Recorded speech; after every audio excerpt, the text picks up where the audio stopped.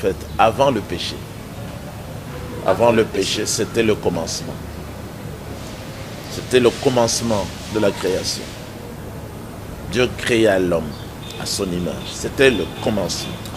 Donc avant le péché, c'était le commencement. Il y avait un seul couple de chaque espèce. C'était bel et bien le commencement. Il n'y avait pas encore de sortes de mariage. Mais déjà, je peux vous dire, en tant que personne ayant reçu la révélation parfaite que, déjà même à la création, l'homme, par sa constitution, il avait beaucoup de côtes, beaucoup d'eau, c'est-à-dire les eaux.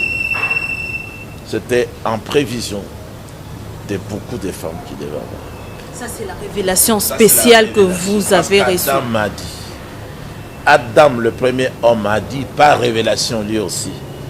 Ève est l'os, un os de mes os. Chair de ma chair.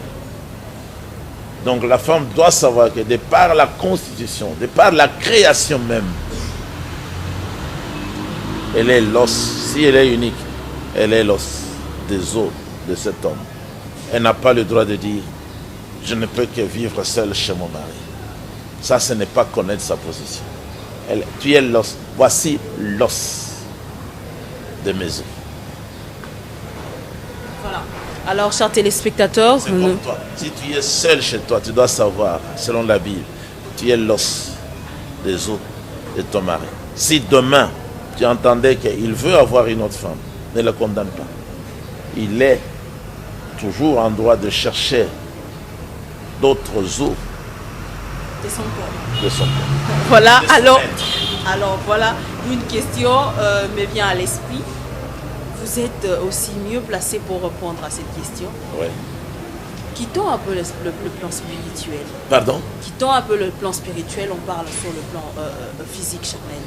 Qu'est-ce qui fait que l'homme soit attiré par une autre femme alors que toujours le prophète Branham. Alors que la femme qui est déjà là, elle est une femme, elle convient, elle a tout ce que. Mais toi, tu as, par exemple, pourquoi l'homme, tout simplement l'être humain, est attiré à avoir beaucoup d'habits? Pourquoi il doit chercher beaucoup d'habits alors que s'il a un pantalon, une chemise, ça suffit? Pourquoi surtout la femme cherche beaucoup d'habits? Surtout la femme. Pourquoi? Ce sont des besoins du corps qu'on ne peut pas repousser. Pourquoi est-ce que l'être humain est souvent attiré de manger beaucoup de choses différentes? Pourquoi? Ça a été placé dans son corps comme besoin. Il peut boire de l'eau. Il a besoin de l'eau, on lui donne le Fanta. Il n'a pas étanché la soif. Moi, j'ai appris en psychologie que comme il cherchait de l'eau, tout son être était tendu vers l'eau. Vers l'eau. Si on lui donne du coca, sans boire de l'eau, finalement, il peut même devenir malade mental. Parce qu'il n'aura pas satisfait aux besoins de la manière qu'il voulait le faire. Et comme ça, vous comparez les femmes au jus, au coca. C'est ça le titre. Oui, mais la femme a été faite pour l'homme. L'homme est aussi à la recherche des femmes. Surtout à la recherche des meilleures femmes. Qui peuvent respecter l'homme. Qui peuvent honorer l'homme. Qui peuvent s'occuper de l'homme. Est un roi, c'est un chef. L'homme est le chef de la femme. La femme ne doit pas chercher à être égale à l'homme. En la sueur de ton front, tu mangeras ton pain. Cela, Dieu ne l'a pas dit à la femme. Mais il a dit, tous tes désirs se porteront vers ton mari, mais il dominera sur toi. L'homme devait vivre comme un dominateur dans sa maison. Et sa femme devait être là pour le servir. Donc tous ces hommes qui sont monogames dans leur foyer ne dominent pas. Allez leur demander, quelle souffrance ils ont. Quelle souffrance, pasteur? D'abord, souffrance morale. S'ils ont déjà fait longtemps, ils ne peuvent pas bouger. Les femmes arrivent même à gronder sur les hommes et ils se taisent. Si la femme est malade, lui aussi, il est condamné à être comme ça. Si la femme ne met pas au monde, il est condamné à mourir sans enfant. Si l'enfant est allé à l'hôpital,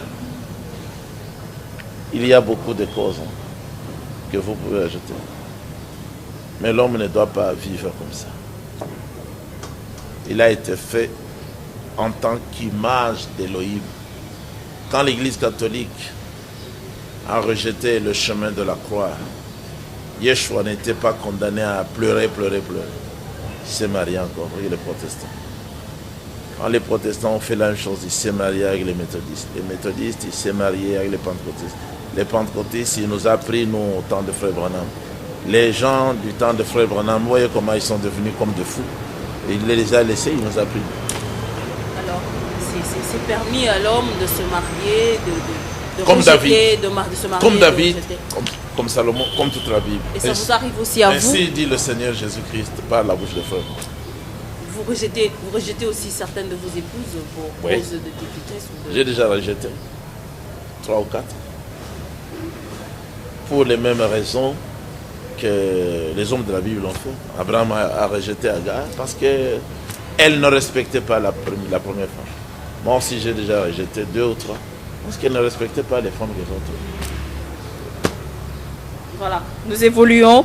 Alors il y a une question ici qui est venue d'un frère de Pointe-Noire. Alors le frère m'avait demandé cette question parce que Secret des œuvres est vraiment suivi par les frères du message de Pointe-Noire. Il a dit: la polygamie est la loi du sexe établie par Dieu. Demandez au pasteur de nous expliquer pourquoi Dieu l'a-t-il établi. Je ne sais pas si vous avez déjà répondu à cette question-là pendant ces explications que vous venez de donner, mais c'est une question qui nous a été posée de très loin. Pourquoi Dieu a-t-il établi cette loi qui est la polygamie, que la loi du sexe? Mais je réponds, Romains 9, c'est pour son bon plaisir. Il lui a plu de faire ça. Personne ne peut le juger ou contester avec lui. Et la question est toujours dans Romains 9. Qui es-tu toi pour contester avec le Créateur, l'époux? Mais c'est parce que lui-même, le Seigneur, n'aura pas besoin, n'a pas affaire à un seul individu. Il a toujours cherché à avoir des milliers de personnes qui le suivent. Il envoie les prophètes et les apôtres sur toute la terre. Allez me chercher des fiancés. Une question que moi je pose cette fois-ci maintenant. Quand Adam et Ève pécha dans le jardin, Dieu, je ne sais pas si c'est vraiment ce que je pense, mais j'exprime quand même. Quand il pécha et Dieu vient, il punit Ève en disant que tu enfanteras avec douleur. Il punit le serpent, il maudit les serpents. Et il a puni Adam. Et c'est pas à ce moment-là que Dieu avait introduit la polygamie comme étant une punition pour l'homme? Pour l'homme? Oui. Punition, c'est-à-dire que puisque tu as fait ceci avec le serpent, tu as fait ceci avec la femme, tu iras comme ça et de femme en femme. Je sais pas, peut-être c'est la pensée que j'ai. C'est pas une punition en quelque sorte la polygamie pour l'homme. Demandez d'abord aux hommes qui... Si c'est une punition. Non. Comment ils se sentent avec les femmes?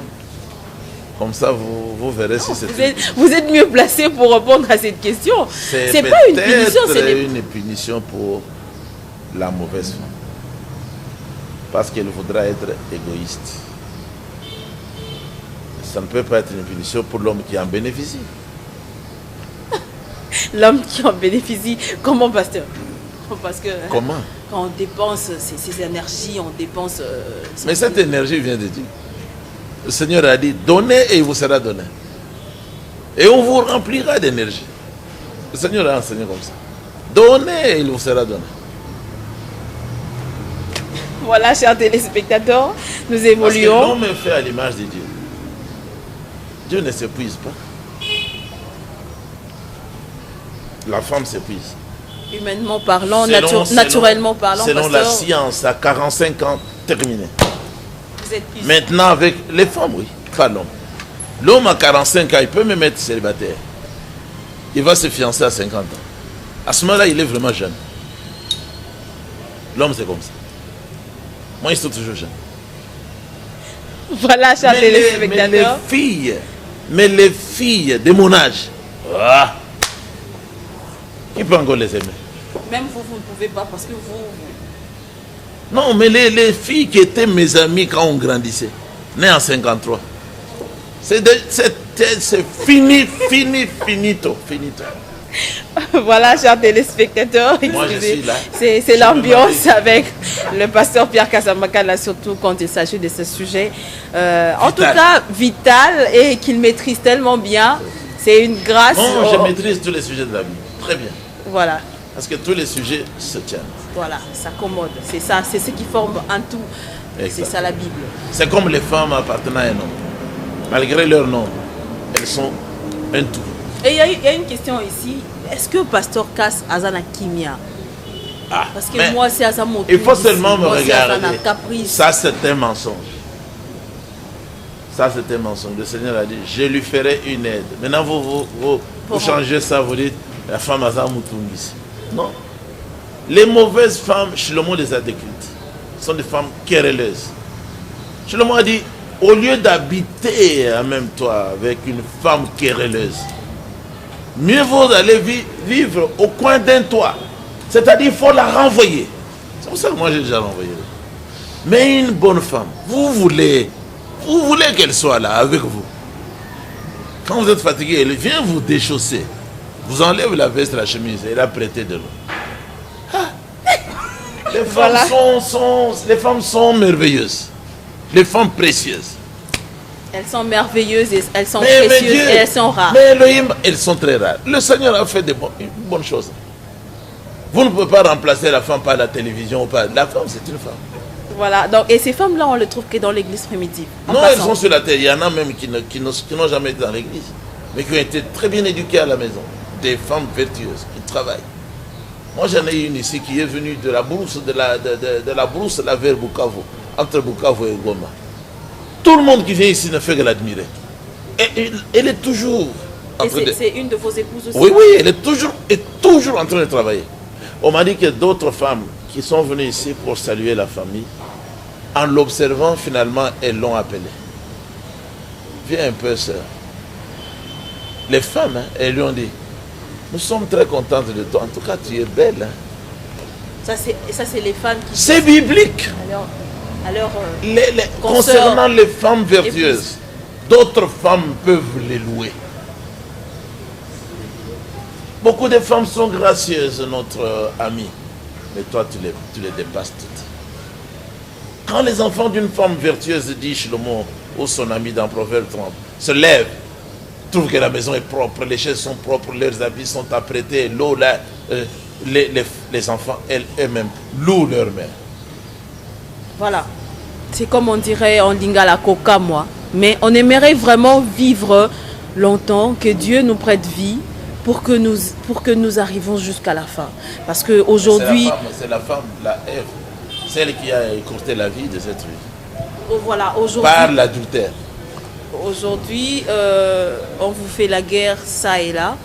Parce que vous vous tenez devant une position et vous ne voulez pas reculer. Nous aimerons bien vraiment vous accompagner et voir jusqu'à ce que vous allez tenir bon. Peut-être que dans les années qui vont venir ou dans le temps, vous allez finalement lâcher Oh non.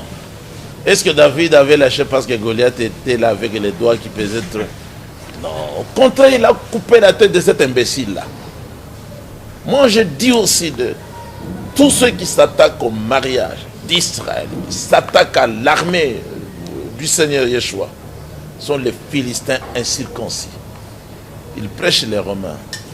Mais notre mariage, le mariage biblique d'Abraham, d'Isaac et d'Israël, le mariage des prophètes, le mariage de David, ce mariage de la polygamie qui typifie l'Église, de tels hommes malades, dites-leur de ne pas avoir d'église, parce qu'un pasteur, c'est un mari de l'église, il est polygame dans l'église.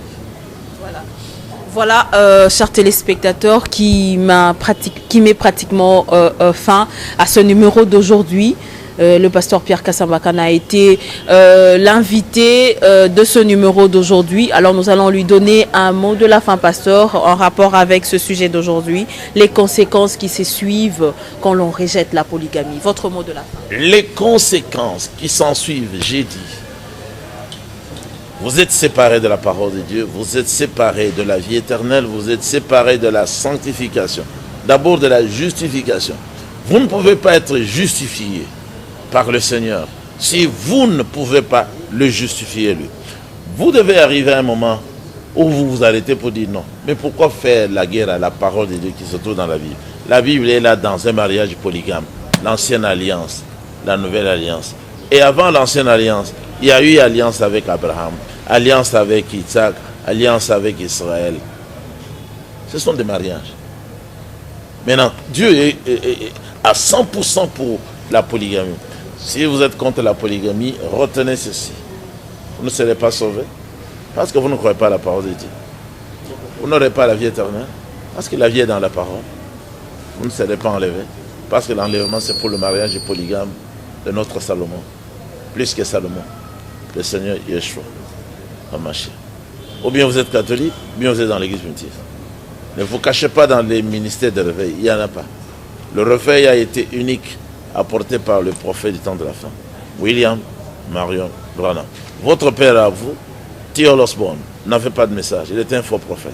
Branham a décrit toutes ces choses-là dans son enseignement sur la parole par la semence originale. Il suivait Frère Branham, il était derrière Frère Branham. Nous ne serons jamais derrière vous, mais vous, tôt ou tard, vous serez derrière nous. Et puis, vous devez savoir que nous vous jugerons à la fin. Les saints jugeront le monde.